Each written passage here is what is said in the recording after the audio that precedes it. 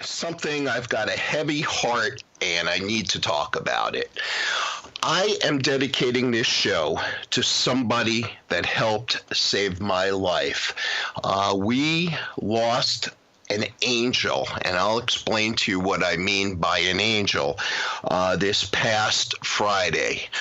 I have had a lot of people that helped me to get sober. I think a lot of us that have gone through recovery would use the phrase, it takes a village. This is not a program that you do by yourself. So I had on Johnny Podell, a very big time music agent who was in my life that helped me. I have a sponsor, Peter F. Peter has guided me through my journey here in recovery, and he has helped to save my life. My ex-wife has done things where she's gotten me into rehab and different situations where she has helped save my life. But there's somebody that is probably at the top of the list, if you can put somebody at the top of the list, and that is Nancy Anderson. And let me tell you a little bit about Nancy Anderson. Nancy Anderson was this beautiful angel. And when I say angel, it's something that I believe in, and maybe you do, maybe you don't. But I believe that there are angels amongst us that walk around. They might not show their wings, but they are people that are really special, that have tremendous compassion, and they help people, and they live amongst us. And Nancy was one of those people. Nancy, I know bits and pieces about her background. Nancy was a beautiful woman. She was an actress. She was a model. And then she got into health and the social work field and became a therapist. So I'm going to tell you a little bit about my background and how I met Nancy. I was in the middle of my addiction, and I was getting married to my ex-wife, Stacy, and we had some issues, and we decided to go to couples counseling. Part of the things that we were talking about, obviously, was my addiction and what I was going through.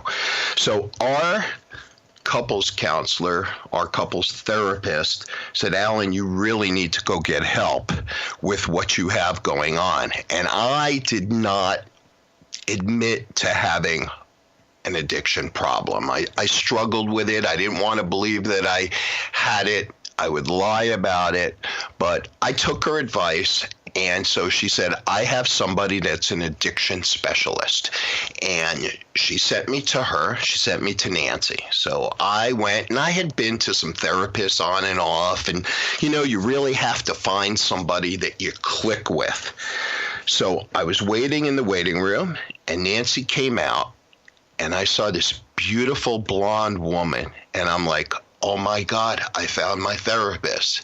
But that was the guy type of thing thinking. But when I got in, it was probably my lucky day. And from that point on, I started a relationship of being her patient from sometime in 2000 up through being sober for 3 years. So I ran from 2000 to 2007. I was in active addiction. And then I finally got sober. My sobriety date is December 8th, 2007. So this December, I'm going to have 11 years of recovery. But when I met Nancy, I would talk to her, and you do what you do with a therapist, and you tell all of the things that are going on in your life. You start talking about your childhood. And I poured out my guts to Nancy, but I would not admit that I had an addiction problem. And I would see Nancy on a weekly basis. and I would disappear because of my addiction. So I would call and I would cancel appointments. Nancy never said a word about anything. She just continued to see me. She knew that I had an addiction, but she wouldn't say it because I've shared before, addiction is one of these diseases and illnesses that you actually have to diagnose yourself. Despite all of this going on, Nancy would continue to see me. Whenever I was able to come, she would willingly listen to what was going on. On top of that, I lost my job, so I didn't have money. I was depleting my 401k to pay for everything. And I had no money to pay her. What Nancy did was she had said, don't worry about paying me. So she reduced the rate to like $100 a session. Then on top of that, she told me, don't worry about paying her. She told me to keep track of the amount of sessions that I have, and at some point, I will pay her. So I think I went about 1.5 years of just seeing Nancy whenever I was capable of getting to a session and I wasn't relapsing. And she just never gave up on me. So then what ended up happening is, as I got towards the end or towards my bottom, everybody that has found recovery, or at least most people that have found recovery, have gotten to a point where they have a God moment, where something happens to them, and all of a sudden something clicks in and they want to get better.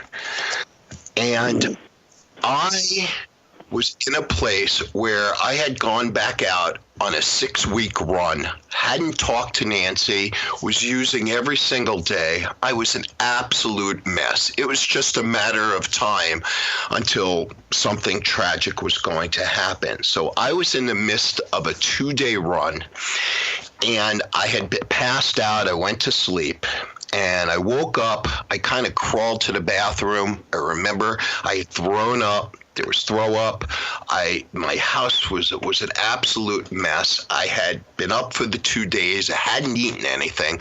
So I crawled to the bathroom, went to the refrigerator. I think I got a couple of spoonfuls of ice cream, and I was going back to bed because I needed more sleep. And I saw the answering machine blinking. And I didn't normally answer phone calls or have answering or listen to my messages while I was going on a run or coming off a run. And for some reason, I picked up the answering machine. So I play the message back, and it's a message from Nancy. And what she said was, Alan, it's time to come back. You're going to die. Alan, please call me. You need to come back. And all of a sudden, that just hit me. And I don't know why it was different then, but I hung up the phone and I went back to sleep. And I must have woke up about 4 or 5 hours later, and I saw the message was still blinking, even though I had listened to it because I didn't erase it. And I listened to it again. And it just struck me as just, I don't know, it was like a God moment for me. So I picked the phone up and I called Nancy. And she says, Alan, thank God you're going to die, and you don't have to die. You need to get back to a meeting. You need to be with people who know what you're going through. And I wanted to get off the phone. I wanted to go back to sleep. She said, promise me you will go to a meeting tonight. And so I promised her, and I went to a meeting that evening, and it was a meeting where I knew a lot of the same people. And at that point, that was the last time that I ever found it necessary to use cocaine or to drink alcohol. And I've been sober ever since. And she helped save my life. Now, I continued with her for years after I got sober, and I want to read to you a card that she sent me on my 3-year anniversary. Now, I included this card in the book I wrote, which is called Walking Out the Other Side, An Addict's Journey from Loneliness to Life. And I love Nancy Anderson. She saved my life. So here's the card she wrote me. Dear Alan, how honored and blessed I am to be a part of your recovery. The road is long and narrow. Not everyone will have the gift of sobriety. I have been a witness to your struggle. Surely there is a God, because you are at the point where only the grace of God could lift you out of hell. Amazing grace. As you continue this journey, you will know why God would not rest until you were able to surrender.